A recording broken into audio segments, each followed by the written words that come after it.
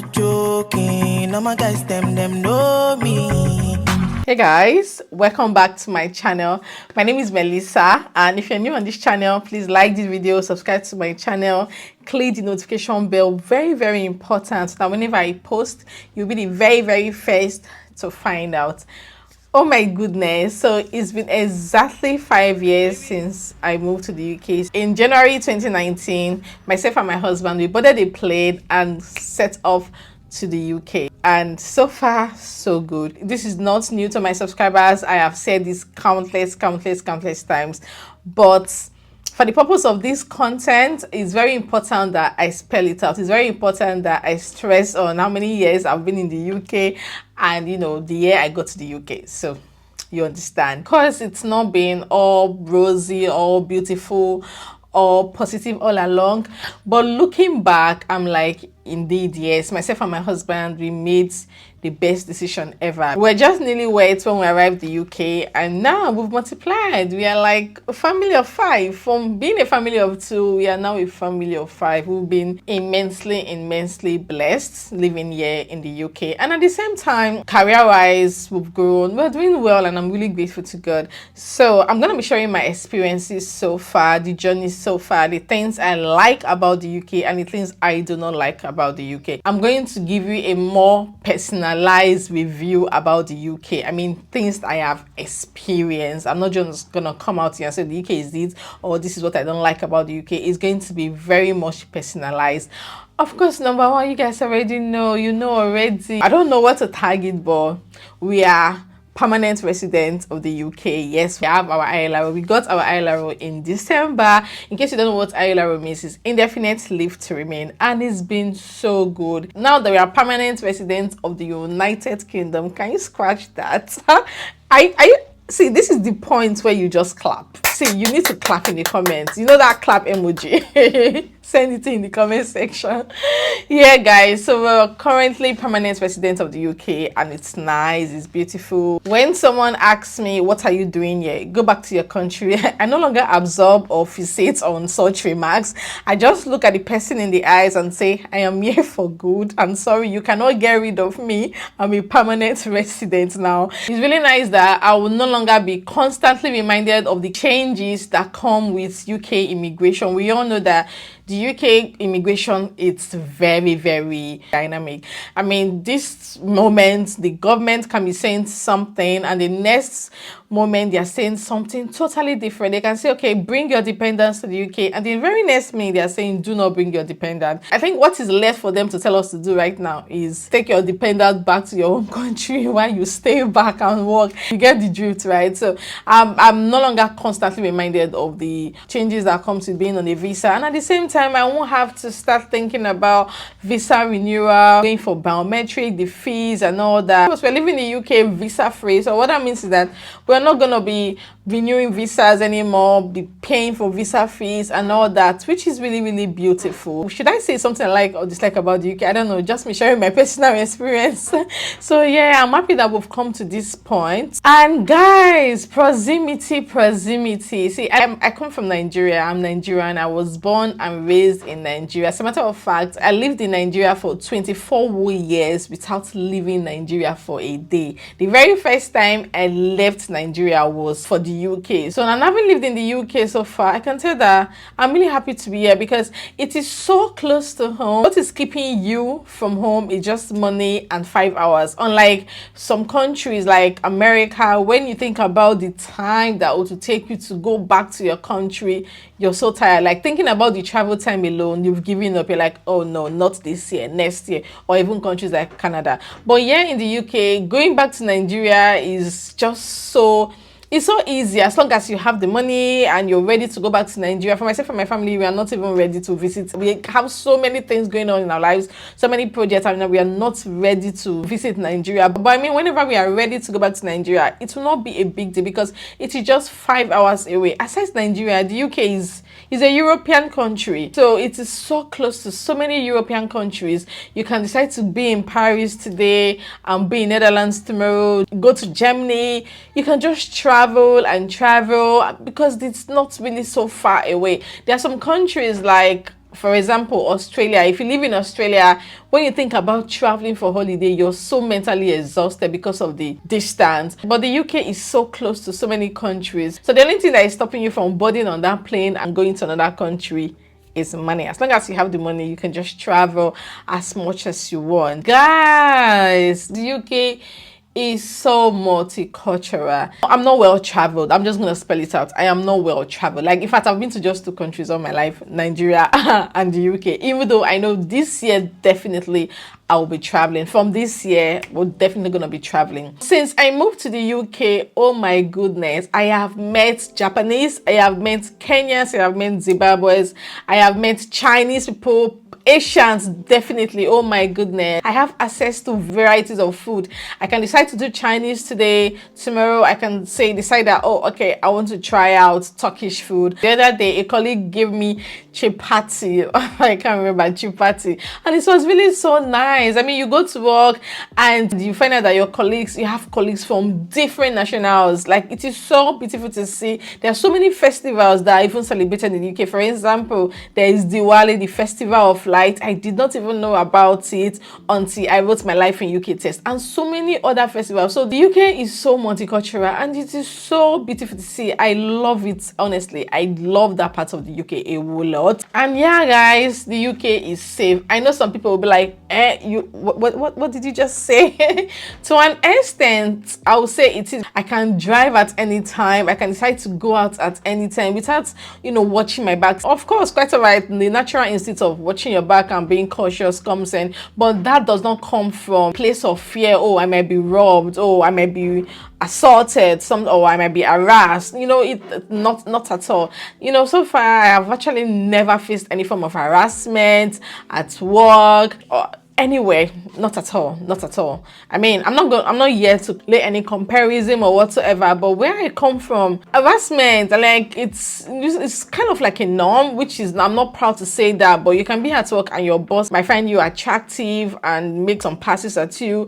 But down here, probably happens, but I've never experienced it. And of course, there is a law in place for that. Like, you can take your employer up, you can take your colleague up if you face any form of harassment from them. And yeah, I like the fact that annual leave works. Like, you can accrue holiday pay, like whether I'm on a full-time contract or a 0-hour contract, I can always accrue my holiday, which is explicit. It is good. I love it so much. And speaking about work culture, I like the UK. I like the fact that UK is not hierarchical. For instance, my place of work, as an example, like I said, personalized review, right? My place of work, we all have an open place where everybody can have their lunch. So it's not a matter of, okay, this part is for cleaners, this part is for admins, this section is for managers, this section is for HRBPs and all that. No, we all have our lunch same place, and everyone is entitled to 30 minutes break, including managers. So it's really beautiful to see.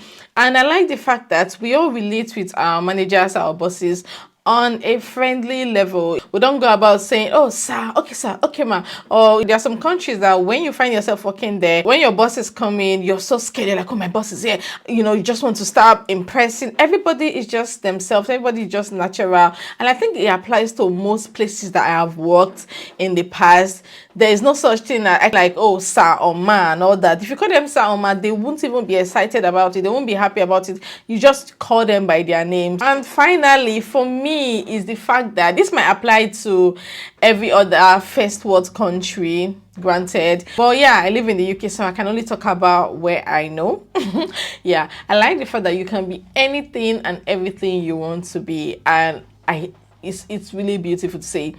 I can decide to change career tomorrow and it will be fine. I don't need to go to a university to be something. If I want to change a career, I don't need to go to a university. I can do some certifications and I'm there. Or I can decide to even do the apprenticeship program and I'm there. So that for me is so satisfying. I really, really love that about the UK.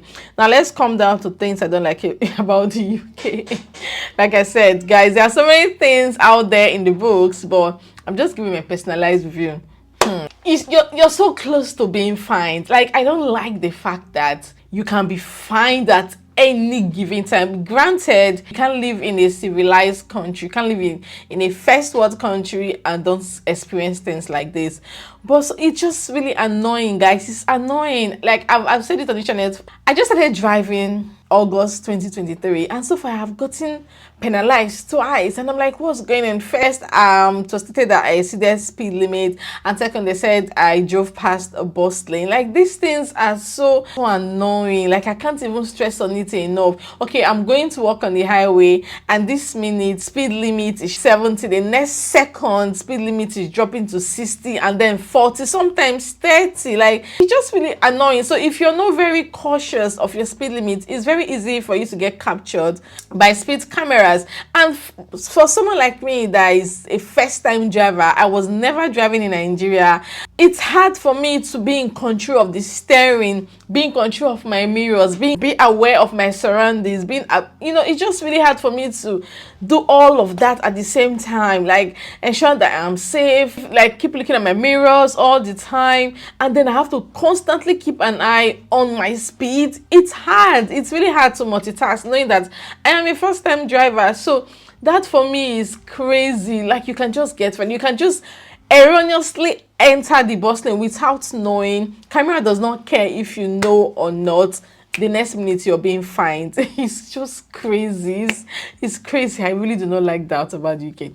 Another thing I don't like about the UK, guys, is the weather. I don't know if I should classify the weather as a like or dislike. I think it's just in between, because I actually like the fact that we don't experience extreme weather in the UK. Like, for example, countries like Canada, oh my goodness, during winter you're experiencing winter to the core. Some areas in Canada, so not everywhere, and in some areas when it is warm you're experiencing heat, like real heat. You're experiencing 35 degrees, 34, 33. But in the UK, where the weather is not extreme, during winter we can get as high as -3 or 4, which is rare. Most times 2, 3, 4, 5, 6, 1, and then during summer it can go as high as 30 something. But then we are always notified ahead that indeed there's going to be a heat wave, so you need to prepare, stay hydrated, get some cold drinks and all that. They always alert us, which is very good. So I really like that. I think that should be okay about the UK. I won't say that's one thing I dislike about the UK. Okay, the part about the weather that I do not like is the fact that it is ever changing. Like, this minute it can be so cold and the next minute is warm, and then it's raining. It is always and constantly raining. And the funny thing is, we don't really get heavy downpours here in this country. It just keeps drizzling and drizzling, but it's just non-stop. It's not stopping, and that's like preventing you from doing a lot of things. You really can't go out for a walk under that kind of weather unless you're prepared to cover up and all that. And someone like me, I really do not enjoy taking a walk when it's cold or when it's drizzling. Like, why should I go out to walk when it's raining? Like, why I have to reschedule? That's it. I just have to. So I think that's one thing I would say I don't really like about the weather. It's too epileptic. Yes, I think that's the word, epileptic. The UK weather is very epileptic. Guys, the pay, the net income in the UK is really not that great. It's not that fantastic. I mean, compared to the cost of living, I don't think it's measurable. I don't think it's great, to be honest. The pay is quite low. I think that's the best way to describe it. It is really, really quite low. It's low. You can get like a registered nurse earning like 2,000 something or 3,000 something. It is really, really poor. In my own words, I think it's very poor, and they could actually do better. It is very poor, and the minimum wage is not really that great. I'm not quite sure what minimum wages now. I think it's about £11 or thereabouts, which is not nice. I think it's on £11 might give you about 1,500 net income in a month if you're working full-time. By full-time I mean 37.5 hours, which I think is really poor, because cost of living is really high lately. It is like, but then again, it's subjective to where you live. You can live in areas where you can buy a 2-bedroom house for like 100 and something thousand, or you can buy a 4-bedroom. Yeah, recently a friend of mine got a 4-bedroom house for 190 something thousand pounds, while where I live in Huddersfield you can't get that. So it just depends. It's relative to the town or city that you decide to live. But generally speaking, I think the net income in the UK is quite low. and I wish they could just do something about it. It is really, really low. And we get to pay a lot of tax, guys. I know this is not just peculiar to the UK, it's peculiar to most developed countries.